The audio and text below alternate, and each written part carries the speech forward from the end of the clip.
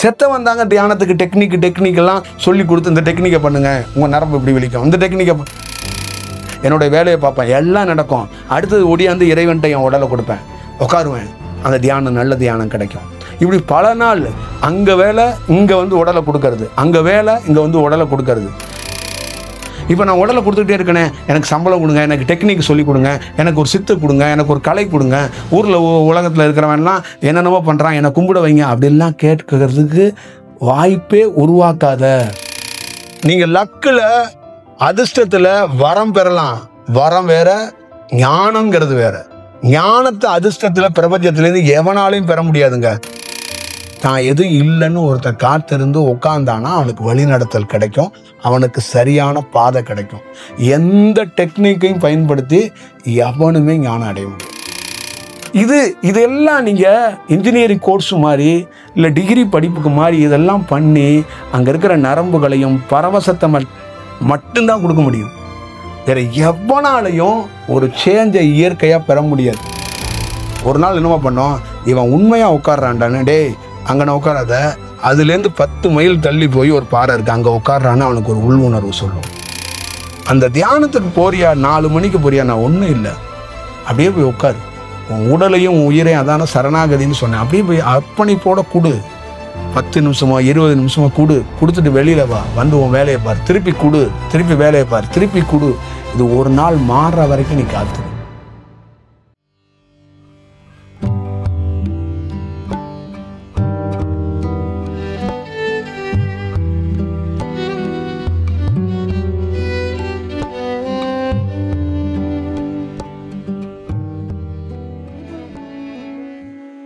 தியானத்தில் வந்து இந்த உலகத்தில் எவனாவது ஒருத்தன் டெக்னிக் இல்லை, எவங்க ஜெயிச்சான்? டெக்னிக் கொடுத்தவன் அத்தனை பேர் செத்து போயிட்டாங்க. நீங்கள் டெக்னிக் கொடுத்தான் எத்தனை உலகத்தில் இருக்கிற எல்லா சைனாவிலேருந்து எவன் ஞானத்தை பற்றி பேசினானா அவன் புத்தகத்தை எல்லாத்தையும் எடுத்துட்டு வாங்க, எல்லா பேரும் செத்த போயிடுவான். செத்தவன் தாங்க தியானத்துக்கு டெக்னிக்கெல்லாம் சொல்லி கொடுத்து இந்த டெக்னிக்கை பண்ணுங்க, உங்கள் நரம்பு இப்படி விழிக்கும், இந்த டெக்னிக்கை இதெல்லாம் அங்கெல்லாம் பேச முடியாதுங்க. பிரபஞ்சத்திட்ட போய் டெக்னிக்கு இந்த நெட்டை போடணுமா, இந்த ஸ்வானரை உருவணுமா, அதெல்லாம் அங்கே அந்த வேலையே இல்லைங்க. நீ ஒரு கவனித்தல், நீ ஒரு காத்திருப்பல், நீ அப்படியே இரு, மற்றதெல்லாம் நிகழும் அப்படிங்கிறது தான் இது. உன் உடலை எனக்கு என்ன சொல்லி கொடுத்துச்சு, உன் உடலை என்கிட்ட குடுறா, அதை மாத்துற வரைக்கும் காத்துடுறான்னுச்சு. அதுக்கு பல ஆண்டு ஆகும், நீ காத்திருக்கணும், காத்துரு. அப்போ என் உடலை கொடுப்பேன், ஒரு நாள் நல்ல தியானம் வரும், இன்னொரு நாள் சுமாரான தியானம் வரும். வீட்டில் போவேன், சாப்பிடுவேன், மனைவியை பார்ப்பேன், குழந்தைய பார்ப்பேன், என்னுடைய வேலையை பார்ப்பேன், எல்லாம் நடக்கும். அடுத்தது ஒடியாந்து இறைவன்ட்ட என் உடலை கொடுப்பேன், உட்காருவேன், அந்த தியானம் நல்ல தியானம் கிடைக்கும். இப்படி பல நாள் அங்கே வேலை இங்கே வந்து உடலை கொடுக்கறது, அங்கே வேலை இங்கே வந்து உடலை கொடுக்கறது. இப்போ நான் உடலை கொடுத்துக்கிட்டே இருக்கேனே, எனக்கு சம்பளம் கொடுங்க, எனக்கு டெக்னிக் சொல்லிக் கொடுங்க, எனக்கு ஒரு சித்து கொடுங்க, எனக்கு ஒரு கலை கொடுங்க, ஊரில் உலகத்தில் இருக்கிறவன்லாம் என்னென்னமோ பண்ணுறான், என்னை கும்பிட வைங்க அப்படின்லாம் கேட்கறதுக்கு வாய்ப்பே உருவாக்காத. என்கிட்ட கொடுத்துட்டு காத்துரு. ஒரு நாள் ஃபைனலாக உன்னை நான் சுத்தம் பண்ணிட்டேன்னா தூக்கி போட்டுருவேன். உன்னை தூக்கி போடுவேன்ல, உலகமே கொண்டாடும், உலகமே உன்னை வணங்கும். அதான்டா ஞானி. ரெடி ஆயிடுச்சுன்னா அந்த பொருளை நான் வச்சுக்க மாட்டேன், போடான்ருவேன். போடா, போய் வீதியில் நடடா, நீ இன்னமா இங்கே உட்காரக்கூடாதுடா, நீ வீதியில் போடா. இப்படித்தான் ரோட்டில் கல்கத்தாவில் எல்லா இடத்துலையும் சுற்றி தெரிஞ்ச விவேகானந்தனை அப்படி உருவாக்கி ராமகிருஷ்ணன் போடா அப்படின்ட்டார். ஒன்றுமே இல்லாத கன்னியாகுமரியில் ஒரு பாறையில் போய் உட்காந்தாப்புல, அங்கேருந்து அந்த பாறை செஞ்ச போடா அப்படின்னுச்சு. சிக்காகோவில் போய் சிக்காகோவே அந்த அமெரிக்காவே அரள வச்ச அந்த விஷயம் எப்படி நிகழ்ந்துச்சு? அறிவால நிகழலைங்க, படிப்பால நிகழலைங்க. ராமகிருஷ்ணர் பள்ளிக்கூடத்துக்கு போகாத ஆளுங்க. அவர் எப்படிங்க விவேகானந்தருக்குள்ள அவ்வளோ பெரிய விஷயத்த கொடுக்க முடியும்? என்னங்க ஆக்ஸ்போர்ட் பல்கலைக்கழகத்திலேருந்து வந்தாரா ராமகிருஷ்ணர்? காளி எந்த பல்கலைக்கழகத்திலேருந்து வந்துச்சு? என்ன விஷயம்? கன்னியாகுமரியில் இருக்கிற பாறை எந்த பல்கலைக்கழகத்தில் போய் பட்டம் பெற்று வந்துச்சு? அது இல்லை. அப்ப கொடுத்தாங்க தன்னுடைய உடலை. சமாதி தியானம்னா என்னங்க? கொடுக்கறதுங்க. கொடுத்துட்டு அப்படியே உட்காந்துரு, தன்னுடைய சுவாசமே உள்ள ஒடுங்கி நின்றும். ஒடுங்கினதுக்கு அப்புறம் அந்த ஒடுங்கின சுவாசமே அப்படியே விடுபடுங்க. புரியுதா? காற்றே இல்லாம, அசைவே இல்லாம அப்படியே ஒரு செயல் அப்படியே நிற்கும் ஆகாயத்துல.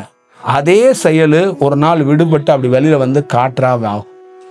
அதே மாதிரிதான் தியானத்துக்குள்ள உன்னையே உள்ள ஒடுக்கி சமாதியில் அப்படியே உட்கார வச்சிருவான். உன்னை யாருன்னே தெரியாது. ஒரு நாள் அதுவே என்ன ஆகும், அப்படியே விழிக்கும். வெளியில வந்தோடனே போடா போய் வேலை செய்யலாமோ, போய் வேலை செய்யலாங்கோ.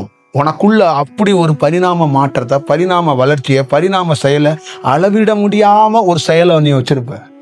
அப்ப நீ இந்த உலகத்தை பார்க்கும்போது ஒரு புது செயலை பார்ப்ப, புது வடிவத்தை பார்ப்ப.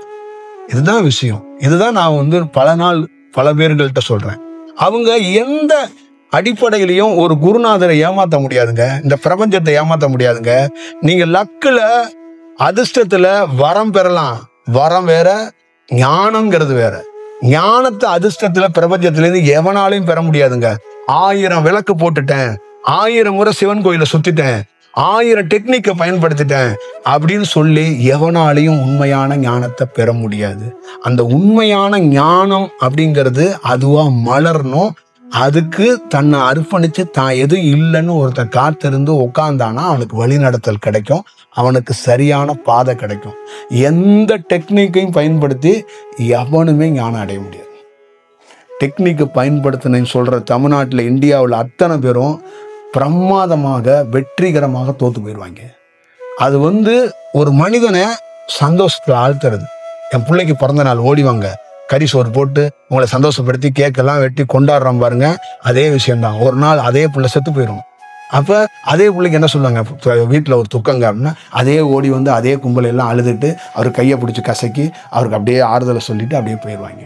அப்போ கேக்கு வெட்டும் போதும் ஓடி வந்தாங்க, அந்த உயிர் பிரிஞ்சு போகும்போதும் ஓடி வந்தாங்க. ஆனால் 2 விதமான ரியாக்ஷனை பண்ணிக்கிட்டே இருந்தாங்க. இதுதான் உங்கள் டெக்னிக், இதாண்டா உங்கள் டெக்னிக். எல்லா ஆசிரமத்திலையும் நீங்கள் டெக்னிக்னு ஒன்று இடுப்புலேருந்து இப்படி போய் இப்படி பூந்து இந்த பிடரியிலேருந்து இந்த நெற்றிக்கண் அப்படி போய் இப்போ தொடணும். இதெல்லாம் எவனாலையும் சாதிக்க முடியாது, எவனாலையும் இந்த மாதிரி ஒரு செயல் வடிவத்தை அடைய முடியாது. புரியுதுங்களா? திருவண்ணாமலையில் ஒருத்தர் எந்த இது இல்லாமல் ஒரு மலைக்குள்ள ஒரு குகைக்குள்ள உட்காந்து எந்த டெக்னிக் இல்லாமல் ஒரு பாமரம் கிராமத்துலேருந்து மதுரைக்கு பக்கத்துலேருந்து இந்த ஞானத்தை தொட்டான். எந்த டெக்னிக் எடுத்துட்டு போய் தொடலை, எந்த டெக்னிக்கான விஷயத்துக்குள்ள இல்லை.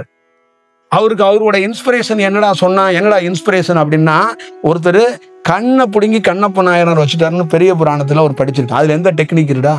கண்ணை ஒருத்தருக்கு சிவலிங்கத்துல ரத்தம் வருது, அதுல தன்னோட கண்ணை நோண்டி வச்சான்னு ஒருத்தர் படிச்சிருக்கிறாரு. அதுல அதை பார்த்துட்டு சிவன் மேல வியப்பு தான் வரும், பக்தி தான் வரும். அதுல எந்த தியானத்துக்கான என்ன அதுல அறிகுறி இருக்கு, அதுல என்ன விஷயம் இருக்கு? அப்ப ஒரு சிவன்னா, ஒரு கடவுள்னா ஒரு ஈர்ப்பு. இப்படி ஒருத்தன் கண்ணே கொடுக்குறானா எப்படா? அப்ப நம்மையே கொடுக்குற மாதிரி ஒருத்தன் வந்தான். ஆனா டெக்னிக் எடுத்துட்டு வந்தானா? எவனா அந்த டெக்னிக் எடுத்துட்டு அவன் சாதிச்சேன்னு சொல்றானா? இல்லை நான் ஐயோ கிராமத்தில் நாங்கள் இருக்கும்போதுங்க அவ்வளோ பிரச்சனைங்க, அந்த டெக்னிக்கை பயன்படுத்தி இடுப்பில் இருக்கு அப்படியே எடுத்துட்டு போய் மேலே வச்சான் பாருங்க அப்படின்னு ஏதாவது இருக்கா? இதெல்லாம் நீங்கள் இன்ஜினியரிங் கோர்ஸ் மாதிரி இல்லை டிகிரி படிப்புக்கு மாதிரி இதெல்லாம் பண்ணி அங்கே இருக்கிற நரம்புகளையும் பரவசத்தை மட்டும்தான் கொடுக்க முடியும். வேற எவனாலையும் ஒரு சேஞ்சை இயற்கையாக பெற முடியாது. பிரபஞ்சங்கிறது இயற்கை. இந்த உலகத்தில் எவன் வேணாலும் ஏமாற்றலாம், பிரபஞ்சத்தையோ உண்மையான ஞானியை எவனாலும் ஏமாற்ற முடியாது. நீ தோத்து தான் போவ.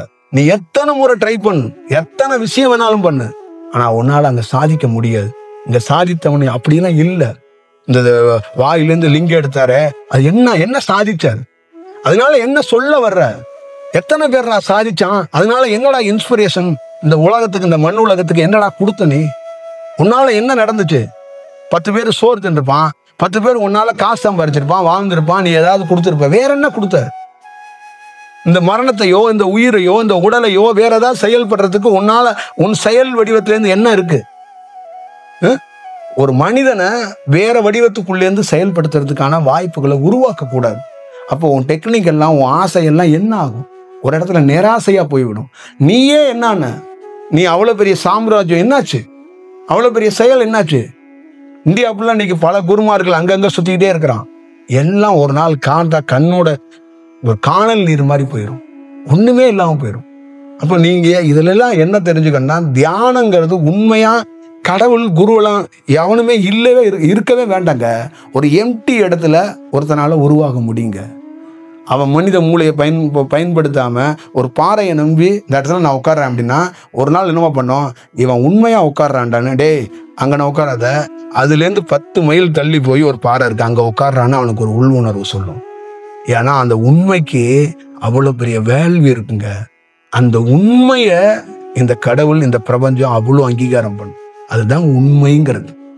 அப்ப அது என்ன சொல்லணும்னா, எந்த இடத்துக்கு போகணும், யாரை பார்க்கணும், எந்த பாதையில வரணும் அப்படிங்கிறத அது காட்டி கொடுக்கும். இதுதான் விஷயம்.